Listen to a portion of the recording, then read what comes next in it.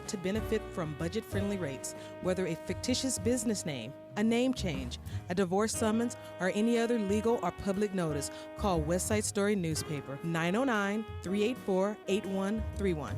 909-384-8131. That's 909-384-8131.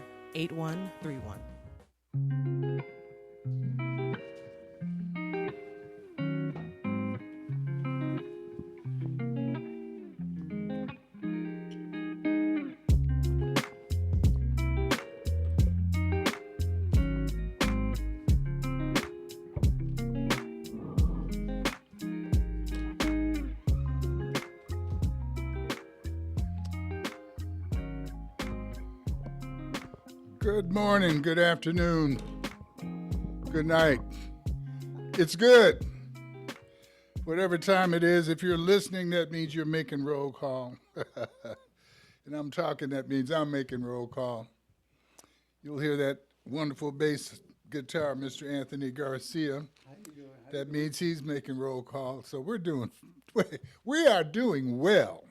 And if we are successful with this morning's show, that means we'll be doing good.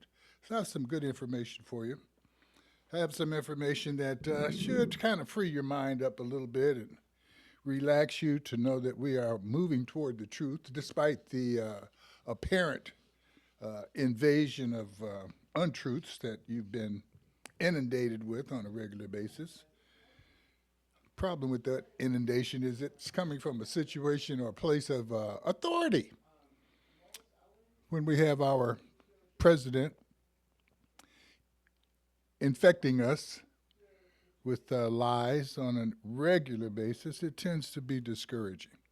But the one thing about a lie, when they're so obvious, they also bring the truth. And the truth is not hiding very, very far. The lie is not usually big enough to hide the truth. It usually simply emphasizes the truth. Here in the great United States of America, built by the labor and intensive creativity of a group of people who were tortured, enslaved, tortured, dehumanized, tortured, raped, tortured, misused, but used well. Misused for their personal feelings, but used well for the investment that they represented. Reparations, being paid for what you do, is critical. Even when people think they're stealing your labor or taking it free, when you're successful building what the enslaved people of America built, things like the White House, things like a morality that says equality shall be mine since you promised it. Access to justice, equal access to the justice system. Well, right now, the injustice system isn't one that we want access to. You gotta laugh to keep from crying sometimes. But the way they've twisted the justice system around, you don't want even to be part of that. It's not even a good TV show to watch the idiocy that is being displayed by the people that we have elected and the people that they have selected and appointed to do the work of our great government. And it is a great government. It is a great government in that it is meant to govern greatly, but it has not been doing that lately. But that's our fault, and we have something that we can do about that. But one of the ways that we do deal with that is, kind of like the way you eat an elephant, brick by brick, bite by bite, chew by chew. America has a tremendous debt, dividends that need to be paid on work that has been done.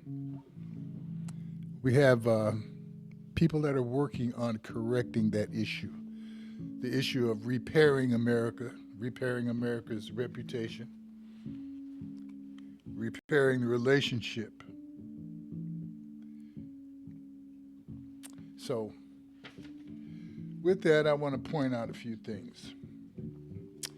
The labor of enslaved Africans built America.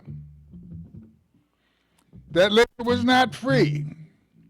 That labor was the charter investment that secures the right for descendants of those original investors to collect our legacy dividends. There is an ongoing quest to identify and repair the damages done to enslaved Africans and their descendants. Reparations are being made now. Some individuals have been able to secure legacy items of sentimental and economic value. When the slavery era ended, freedom had no blueprint. Freedmen had no blueprint for living free. All of their expressions of effort and creativity, their labor and art were stolen, all under the color of law. Descendants of slave owners, as the legacy beneficiaries of slavery, are so shamed by the inhumanity of their ancestors that descendant beneficiaries of these slave owners, these beneficiaries are so embarrassed by the history and the activities of their ancestors that they have basically decided to want to erase the history as opposed to acknowledging and repairing it. Thus, they have basically outlawed making social corrections based on race and ethnicity. They don't want to discuss racial disparities. Now, we can argue the point, or we can simply redescribe the truth. The terms Negro, colored, African American, black African American, etc., are not productive in our quest for human rights. They're not productive in our quest for respect for our charter position. Our charter position as citizens who have unique and unparalleled involvement in building our great nation, the United States of America. We deserve the reparations. We deserve the return on our legacy investment. To discuss an important element of our reparation quest, Mr. Chad Johnson. Chad has been working on reparations for years. He is a member of a large coalition of people who are involved in identifying the need for and creating a method for the payback of reparations. Mr. Chad Brown, good morning. He's a hero. He's a man that's done the work that demonstrates that there is a lane that we can ride to successfully secure reparations. To discuss that and to talk to us a little bit about our strategy, Mr. Chad Brown this morning. Chad, how are you? Well, good morning. Oh, it is a good morning. It is a good morning. I was able to attend a meeting yesterday where you were one of the primary speakers, and I've been pumped up ever since. My wife was telling me to slow down. As my wife tells me a lot myself, so take your wife's advice. That's good advice. That's good. But Chad, our move for reparations depends a lot more on than the fact that we are descendants of African slaves and the labor that was utilized to build America. Some people assume that it was free, but we have a track and a tracer on it. And we're here to collect our legacy dividends. Talk to us a little bit about the work that you've been doing and the importance of the strategy of that work. Yeah, no, I'm happy to do so.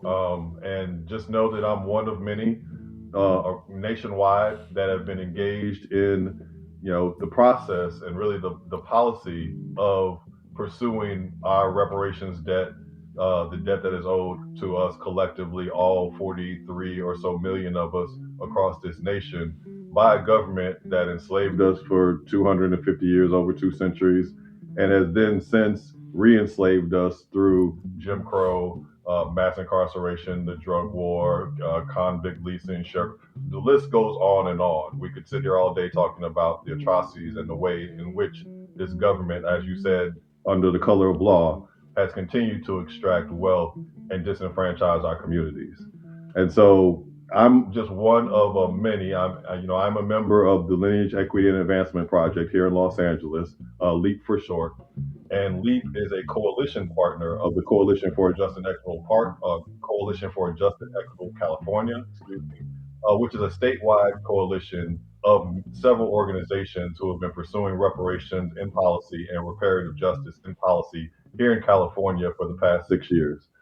We do this work because we are these people. We are the descendants of freedom. We are the descendants of persons who built this country nobly under the stain of slavery and have come and survived to this day.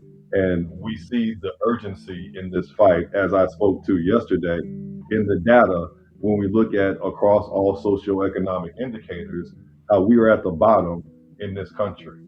And so we are on a very fast track to destruction if something is not corrected quickly. And reparations really is that solution, that silver bullet to this, to kill this evil that we have been living under since the inception of this country, and prior to be quite honest. So I'm engaged in this work with LEAP and Coalition for Just and Equitable California. We are pushing policy in Sacramento. So you might have heard about the California Reparations Task Force. We assisted in developing a language for that piece of legislation that established a 2-year task force that at the end of its 2 years issued a 1,000-page report, which is landmark report. I would encourage all of your listeners to seek out that report on the California Department of Justice website. But in that report, it is so progressive in the fact that it actually gives us solutions and how we can achieve reparations here in the state of California. And I hope that once we achieve justice here in California, that will spread to the federal government and to all of our people everywhere. So I'll stop there. There's a lot that I can talk to you about over the course of the last 6 years that I've been engaged in with my organizational colleagues and the advocates around this country. But I'll stop there for any other questions that you might have. Well, not so much a question, but a little emphasis. Mr. Lawson has been on our program several Uh, times. Uh, my good brother. Yes. yes, and just kind of reporting on the progress. We haven't spoken to him in about a year, so Okay. it's proper that we have the opportunity to get updated by Absolutely. you as we go forward here. Uh, Absolutely. One of the things that you point out is that we, and I'm assuming that when you say we mean descendants of Africans who were enslaved here in the United States, uh, Yes. Absolutely. are at the bottom Yes. of a variety of statistical social markers. And Yes. how are we identified? Because in your presentation yesterday, you brought out that it was important how data is collected and classified. And in the case Absolutely. of black folk, we have been, let's say, absorbing Erased. black folk Yes. from around the world into the Yes. United States. And as these other black folk come from other places around the world, our government classifies them the same way they do Yes. with descendants of Africans who were enslaved in the United States. Yes. And show us the difference there, and what does that mean? How does that affect us, not only statistically, but what those statistics end up doing to the allocation of resources? Absolutely. I love the question because this is core to reparative justice and for us ultimately finding the justice that we are due in this country. So the first thing to know is that this government operates on data. And so each year, the government is sending out billions of dollars in resources, and this is at the federal and the state level, where this happens, where it's allocating resources based on the data or the metrics that the government collects. And it collects these in many different areas and many different forms. But where we are zooming in on is the demographic, the race and ethnicity data that this government collects. And so, if you're unfamiliar, there's a department at the federal level called the Office of Management and Budget of Government Resources. So it's the OMB. The OMB sets the standards for race and ethnicity that then the government uses to allocate resources. Again, hundreds of billions of dollars. And so the OMB go ahead. Let me stop you there because you're raising an Okay. interesting question for me, because I Yeah. know that in our quest for self-identification, our quest for some type of social introduction that will leave us with some type of pride, we've Yes. gone from colored to Negro to Yes. African American to Black African American, back to Negro to Black. How Yes. does the government keep up with these identification markers for Black folk? Absolutely. So there's been many different changes. So folks might have seen that the census form has changed over time, right? So there was a time when Negro was the collection data point on the census for race and ethnicity. But now you see that that has changed to Black and or African American. And so the problem that you described there is that everyone of melanated skin is now included into that category. And so when we think about how the government is defining Black, it is including thousands of different ethnicities. So on the continent of Africa, there are thousands of different cultures, ethnicities, population groups that have different distinct characteristics. And once they come to America, they become Black just like you and I, even though, despite the fact that we come from or descended lineally from folks who have been here since prior to there being a formal United States of America. Okay, And let's so, let's let, let's unpack that a little bit. So absolutely. prior to or during this period of enslavement, Hmm. everybody that was of melanated purpose, black, brown, not white, brought into the slave system was from Africa. Yes, Uh, absolutely.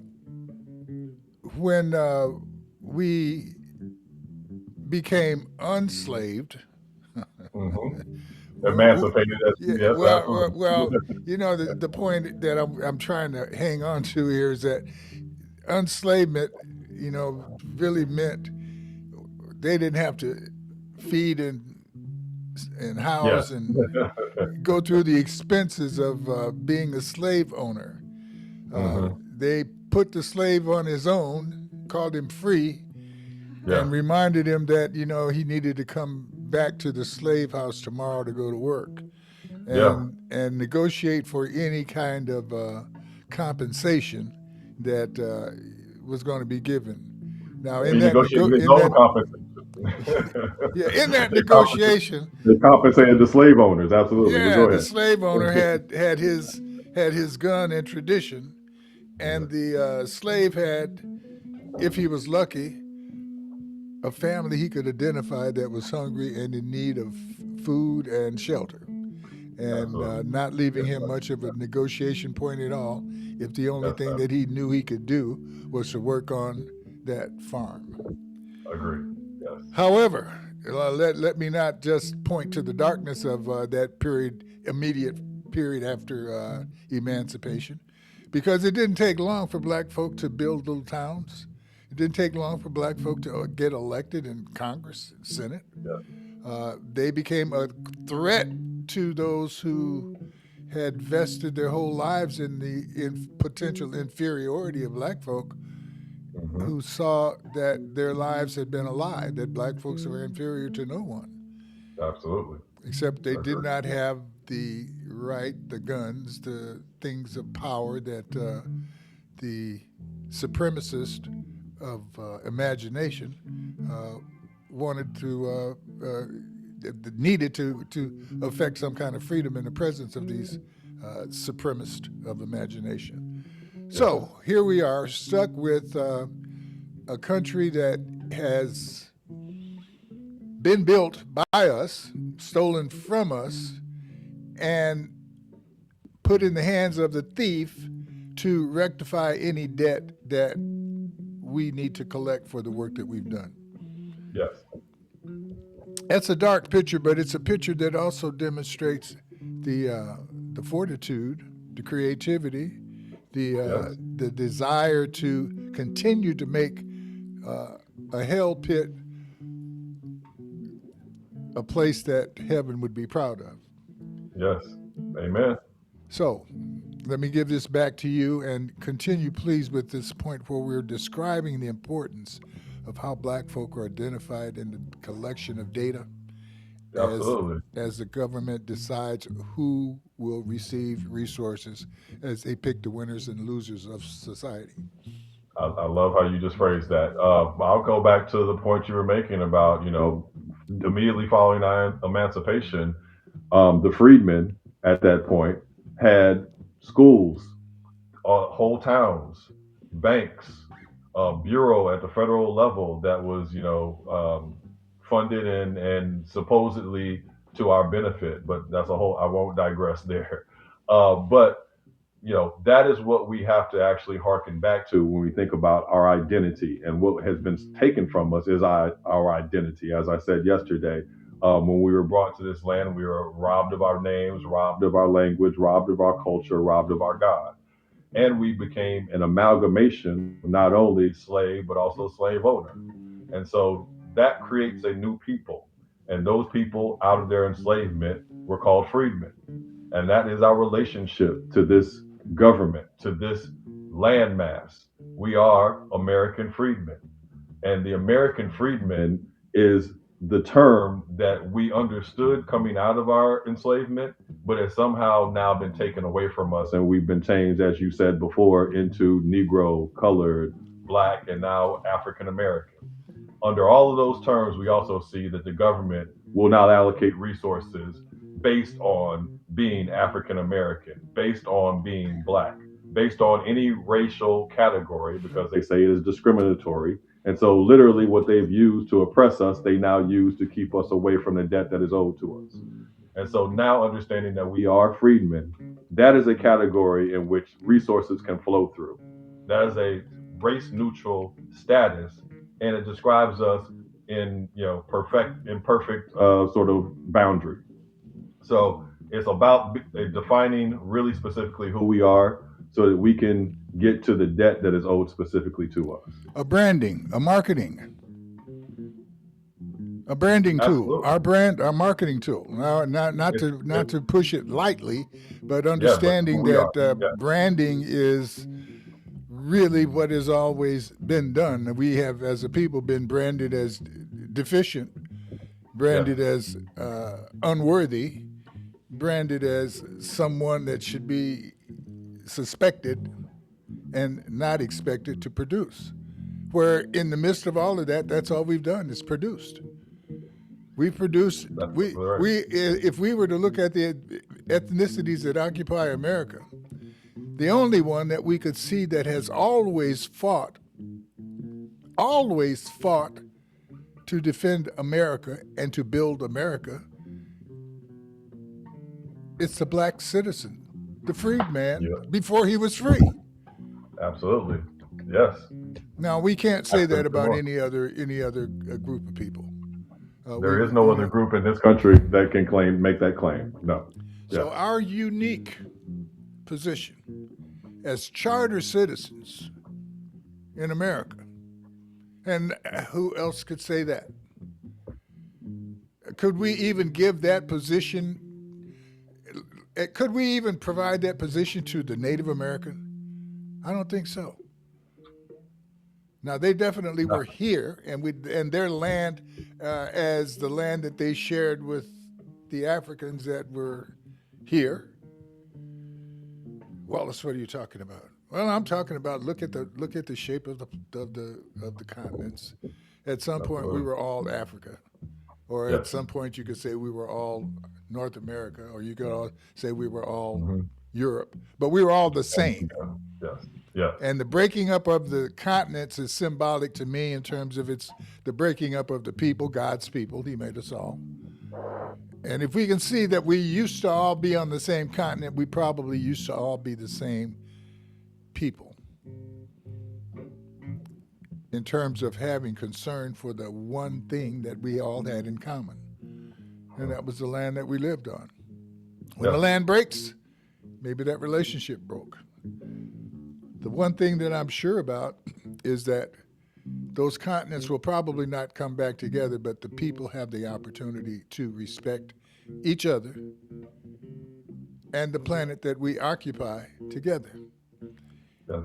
Collecting our debt, I think, is part of that reconciliation that needs to take place. The repairing of the tearing of humanity right down the middle based on color. Yes. But let us continue. That being the strategy, the branding of Africans descendant of slaves who were descendant of Africans who were enslaved in America. And boy, that title is getting longer and longer because I looked up, at one point I said, we can't just say African Americans, we got to say Black African Americans. And then as we look at that, gosh, there's some Black Americans from Africa that are not the ones we're talking about. So we have to get into, the descendants of slaves. But then there's descendants of slaves all over the world. So we say descendants of slaves who were captured and working in the United States of America prior to the United States being united, which means, we helped from that whole beginning. So that branding is important. Yeah, and I think what's also important, just to one point that you said, is the tie that binds is our enslavement on these shores, and even the Native Americans, even the natives, cannot make that claim. In fact, the opposite would be true. Native Americans enslaved Africans, or just what would be freedmen now, as we call ourselves, right? So we are the only people who've never enslaved anyone on this land. We are the only people who have, risen out of chattel slavery to survive and even thrive in this country, at least to the point to which we can still resist and still fight back and still fight for the justice that is due to us. So I love how you put all of that narrative together, because it is a complex and unique narrative that is exclusive to us, and it is about respect. It's about having mutual respect for not only other cultures, but also our own culture, and respecting ourselves, understanding and having pride in who we are. Not allowing people to slave shame us as they love to do so much out here. So I just wanted to give life to that narrative because I thought it was absolutely beautiful. The other thing I would say is, the other thing I would say is just that when we think about, what we call ourselves culturally, like, Black American or Black or Negro or whatever your preferred social term is, yeah, it is. That's wholly your personal choice. That's wholly something that you can choose to be referred to however you want to. But when we think about how can we get to the resources, the debt that is owed to us, we have to be very precise. We have to be very precise, and we have to be very specific, and we do have to work within the boundaries of what is currently this Constitution. But we don't want to let that sound hopeless because it's so intricate and involved. Actually is the opposite. It actually is the opposite, because we have identified how the pathway. For so long, we didn't know the pathway. And that's why I'm excited, and I'm not interrupting. I'm building a bridge. Because one of the other presenters yesterday was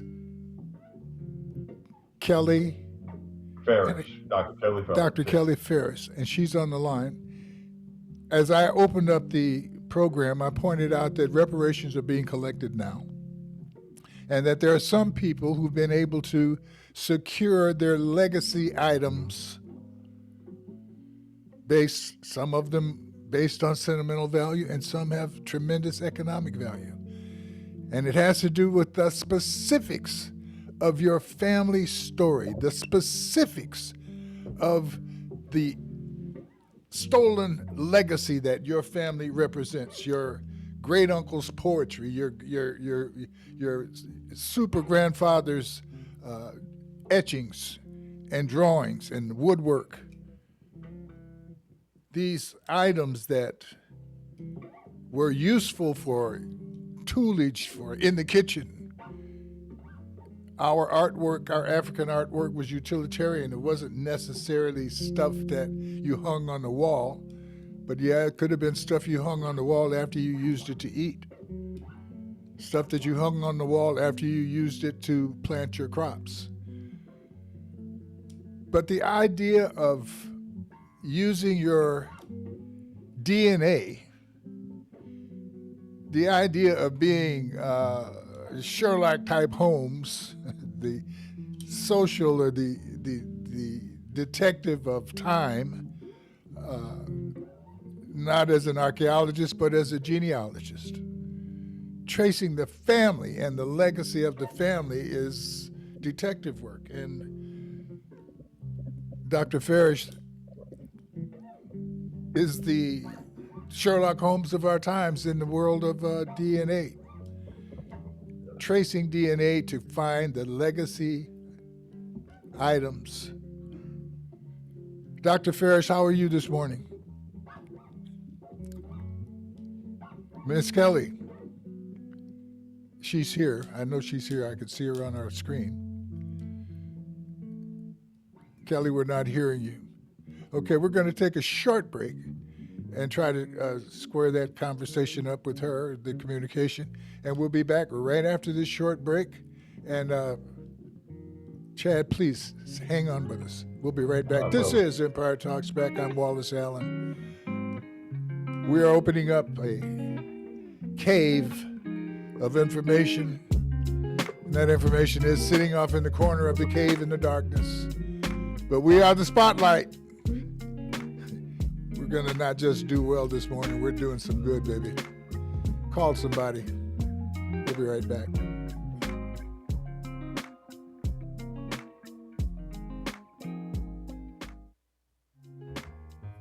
Publish your legal notice in West Side Story newspaper. For the best service and the best rates, call 909-384-8131. Publishing legal notices in the city and county of San Bernardino since 1990. West Side Story provides friendly expert service.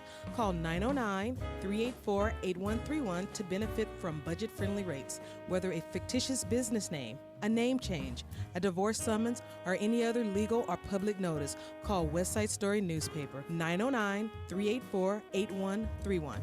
909-384-8131. That's 909-384-8131. Did you know that black babies in the U.S. and California are 2 to 3 times more likely to die before they turn 1 than white babies? Black moms also have more health problems during pregnancy, almost 4 times more than white moms. In San Bernardino County, the numbers are still very bad. Black babies are almost 3 times more likely to die in their first year than white babies. Black moms are more likely to have their babies too early and feel sad or worried during pregnancy. These are not just numbers. These are real people and real families. We must do better. That's why programs like Black Infant Health and Perinatal Equity Initiative are here. They give black moms and families free care and support before, during, and after having a baby. They offer group support, one-on-one help, mental health care, doulas, and support for dads too. We believe every baby should have a healthy start and every mom should be treated with kindness and care. Together, we can build healthy beginnings for black families. To learn more or get support, call 844-352-3985 or visit dph.sbcounty.gov/PEI.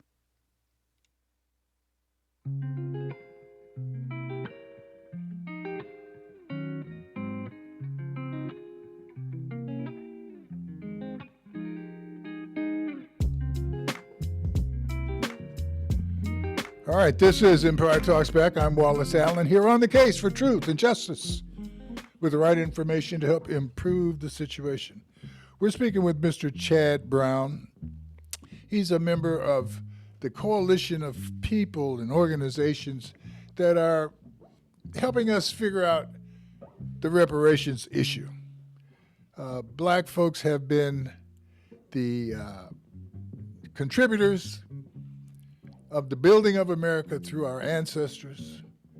We are descendants of slaves, descendants of enslaved people, of Africans who were stolen from the planet, stolen from the continent, brought here inconveniently, tortured, misused, however, extremely productive. Extremely productive. America is home, a place that, despite the ill treatment that we melanated people have experienced, we're not running away. We're not saying, oh, we don't like this place. No, we love this place. This is the place where we can walk through the woods and hear the echo of our ancestors. My grandmother would, there are certain places on the farm that my mother swears when my grandmother walked that area, tears flowed. And they would say, Mother, why are you crying? And she said, because I can hear them. Hear who? I can hear our ancestors. I can hear the pain. I can hear them crying. I can hear them screaming. But I can also hear them laughing. And I can hear the joy of the day, of the days, of the moments when they weren't being tortured. But it brought sadness. We hear it, we feel it. But at the same time, it's like sweet and sour. We know the pain that was there, but we also know the joy. My mother speaks of the joy of sitting on the front porch in the swing where Grandpa used to sit and swing with her. In a period of time when Grandpa was gone.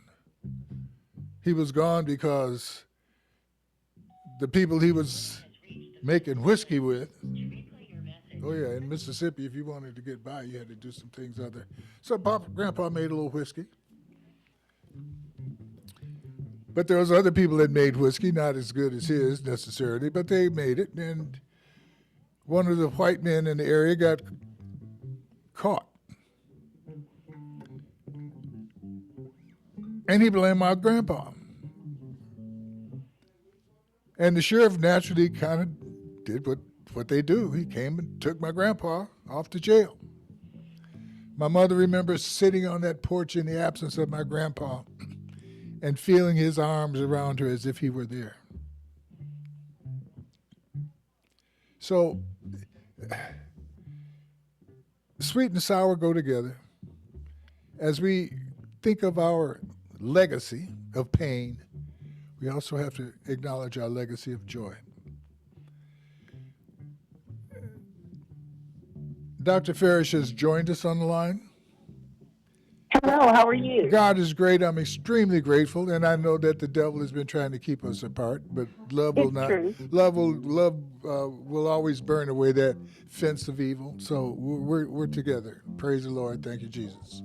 Miss Kelly, I've been telling people that reparations are a thing of the future, as Chad Brown is describing to us as we determine our branding strategy as we go forward, seeking our collective reparation. But I also pointed out that there are individuals who have been able to receive a reparation because they were able to make a claim, identification of a legacy item, and make a claim, and because of the genetics involved, the genealogy involved, that we're able to actually chase down, find out, verify, and claim and possess legacy items, items from our past, from our grandparent, great-great-great-grandfather. Can you talk to us a little bit about that? Absolutely. So right now we're at a point where we are able to find our ancestors. Technology has progressed to where the digitization of documents that once held our ancestors' names are now available to all of us in research capabilities. And that is happening through the various family search websites that have come into being since like 2007, when it started really becoming popular. And so you have websites like Ancestry.com that have billions of records that are constantly in flux. They're constantly adding more records. And the records they're adding actually involve African Americans. Recently, you had the Freedmen's Bureau records that were released. And as many know, the Freedmen's Bureau was set up after 1865, after the Civil War, to integrate African Americans into the economic fabric of the country. The Freedmen's Bureau created contracts, and it also created a bank so that African Americans could have a working relationship where they were paid for the work they did. That initially came about through sharecropping agreements, and we did not have access to those agreements. Prior to 1870, because African Americans were naturalized as U.S. citizens in 1870. Dr. Farish, let me interrupt just for a second. We get in automobiles, get on airplanes, use Google, watch TV, all of those technical things that are based with deep research and access to information. And we don't ask about it. We don't care about where it came from. The fact that all of these records and data is available to us doesn't really matter because we don't know what to do with it. It takes an expert like you. It takes a detective. It takes a person who is able to go into this and really turn it into something. It's like throwing a bunch of ingredients on the table and telling Wallace to cook. I don't know how to cook. So all of access to all of this information you're telling me doesn't really mean anything unless you're going to cook it. Our blessing is that you have been cooking it. Yes. So, and if people want to know the intricacies of how to do a forensic chase with DNA, they need to come to your class. So we don't need to explain that part. What I want to explain is the result of what you are able to do to encourage people to realize that, hey, we better go talk to Grandpa and see what kind of accurate story we may be able to get on to why those people have our oil, why we're no longer the property owners of this land that we know was in the family for years and years. And I know somebody else is occupying it now because they said they paid the taxes. Or our artifacts are, we go to the museum and we see great-great-great-grandpa's picture on the wall and we don't know what to do. Correct. You are the solution, and people like you, if there are any, are the solution. If there aren't any like you, then we need to get more people coming to your class and create the cadre of folks necessary to do the army of work that you are trying to do by yourself. Well, not by yourself, but go ahead. That is correct. So let me explain what has been uncovered through these methods. So I have a company called Reparative Genealogy. Reparative Genealogy does exactly what you described. It's going through the records and finding what we can do to repair the stories that we're telling about our ancestry. So the first example of that just took place in 2025, where there was an enslaved potter by the name of Dave Drake. Dave Drake is extremely famous. He perfected the art of making cast iron, ceramic pots. And he was born in 1801. His pots now sell all over the country. They're in several museums. And the family that is connected to Dave Drake was contacted in 2016 when one of these museums was doing an exhibit of his pots. And so when they were called, they were saying, hey, the genealogist was called that was representing the museum, let them know that they were a descendant of Dave and invited them to the exhibit. And so the family went to the exhibit and they noticed the price tag on these pots. These pots now go for millions of dollars. I beg your pardon. We're talking about pots, cooking utensils. You mean 1995, don't you? $49.95 with 3 months the third month free kind of stuff. Right. Yes, we're talking. Well, these are not. Some of them are regular pots, like regular cooking pots. Yeah, but they're art. That's what art. Yes, yes. They are. They're extremely difficult to reproduce, and they've lasted the test of time. So in the pottery world, Dave is the standard.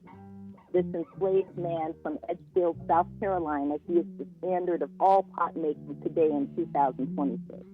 And millions, representing millions of dollars of work. Representing millions and millions. In fact, if you go on a if you go and put Dave Drake pot, Dave Drake the potter, if you put that into Google, you will see the quality of these pots. And what makes them unique is that he was inscribing poetry into the pottery, and he was signing his name at a time when we were not allowed to read or write. And he was doing this as early as 1840, 1850, 1860. He's writing his name. And so that contributes to the value of the pot. Let me interrupt again. Yes. Okay, so we find that we have historical ties in our family, legacy, where people, our ancestors, have created valuables. In this particular case, that family that was involved, that family whose ancestor created those valuables, was very uniquely included in that a museum who had possession of their ancestors' artwork contacted them and let them know that, hey, you are the descendant of this tremendous artist. They didn't call them and say, hey, we want to pay you for the artwork. They said, come on down and look at the work. Correct. And when the people said, wow, this is great work, blah, blah, blah, and then somebody said, well, that's our relative, and seems like this would be our legacy items. These belong to us. And all of a sudden, at that point, the museum wasn't so sure that they were the descendants of the man. Am I correct? Correct. And they had to go. I'm inviting you to the party because I know you're the subject of the party. But then when you get to the party and you want to cut the cake, I'm telling you that, whoa, I'm not sure that you are that important in the deal. That's human nature. And human nature doesn't just share power or share gifts or share resources. So when it was pointed out to them that they needed to prove their legacy connection. So fast forward. So they were contacted in 2016. As they were attending these events since then, one of the family members thought, you know what, this should belong to us. Because what they were thinking was, at the time that Dave made these pots, he was unable to assign title. And one of the big points is that in order for a museum or for an art dealer to own a piece of art, they have to do what's called provenance review. And that is to trace the title of that artwork to make sure that they aren't dealing in stolen art, looted art, that they are able to own this art because it was passed down to title. And the family thought to themselves, you know what, Dave did not have the ability to assign title to any of his work, but yet this work is out there being traded. And so they decided to get an attorney to represent them in getting the pots back from the museum. And in 2025, they hired an attorney that spoke to the MFA Boston, the Museum of Fine Arts Boston, that's where the pots were going to be held in this tour, because they have a tour of these pots. It's called the Hear Me Now Tour, where several museums deliver these pots to different entities, different museums, and they display them.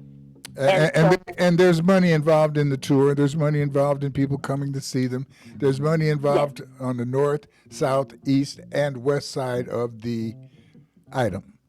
It is Correct. It is an income-producing legacy item that is not producing income for the family that legacy belongs to. That is correct. And the point that we're making here is that it happened to him, and the fact, as I put it simply earlier, that our labor and art was stolen under color of law. It wasn't just stolen from him, it was stolen as a form of policy and tradition. And as such, we are now realizing that you need a lot of help if people were to simply wake up and speak to their relatives, go through the life story, and decide to start chasing down some of the mysterious stories that could lead to discovery of riches. It's that simple. It's not going to happen for everyone, and it's not going to happen for anyone who doesn't make that family inquiry. You're going to count on one finger the times that someone who is in receipt or possession of a legacy item that does not belong to them is going to do a search to find out, who does this belong to? Who does this $5 million object belong to? We're going to spend money to find out. No, the way they're going to spend money is by making money and hoping that the person that owns it doesn't come to see it in the exhibit under the color that they're saying we're doing the exhibit. Hopefully that someone who owns it or is of the family will come and see it. Crew de walk. Come on, folks, we have value as a people. We have value that we can understand and see because we laid the brick and we see the building, and we have value on things that we can't see because the story hasn't been told completely and we did not pay close enough attention or have not paid close enough attention to those family stories. This is the quickest hour on radio, and Dr. Farish, I'm glad that you were able to come on. Chad, thank you for coming in and hanging in there. Folks, we are not finished. What we have done with today's program is hopefully inspire you to realize the value of the time and the work put in by those folks that qualify as your ancestors. And if you're here, you've got ancestors. And if you're here and you've been here in the United States, and I guess, and can track yourself back to 1870, and we'll have to bring them back so they can explain all of that, you are in a position of legacy that has been formulated to your benefit, and you got to step up and ask for it. We're going to continue in the future and let you understand that you cannot get paid if you don't send the invoice. You will not get paid unless you ask for what is due. Reparations, it's a bill. We need to present that bill on a consistent basis. I know with my PayPal, if they don't pay me soon enough, PayPal gives me the opportunity to remind them with another invoice. And that's what we got to do, folks. You got to keep hitting that. Remind them. Chad Brown, Dr. Kelly Farish, thank you so much for the work that you do. Thank you for the time you spent with us today.